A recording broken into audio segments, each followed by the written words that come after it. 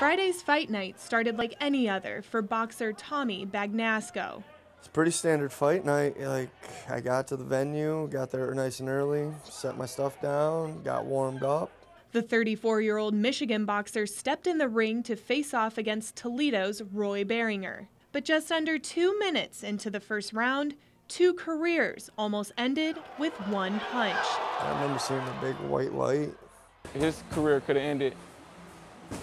My career would have ended. I wouldn't have boxed. I probably would have never been the same after that. As Bagnasco started seizing and going into cardiac arrest, medics emerged from the crowd to do CPR until the ambulance arrived. Then I remember hearing two women talking, asking how old my daughter was. And I had to tell them she was only 2 months old and I didn't want to die yet.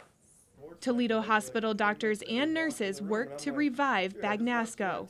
That's also when Bagnasco found out it wasn't the punch which caused his collapse. It was a heart condition he didn't know he had, but one the doctor says he's probably had for years. I always just thought my cardio was bad. I was just like, hey, it's the fight game. You got to push through it.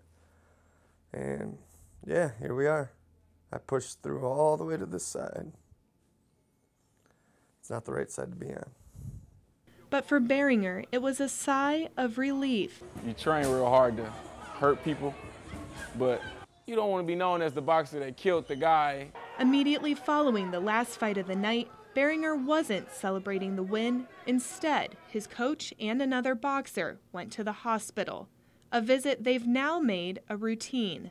It wasn't a victory until I talked to him, basically. Like, the victory was he made it through. For Bagnasco, he can't thank them enough. I want to thank Mr. Ware and his coroner and the EMTs. If they wouldn't have been there, I wouldn't be here.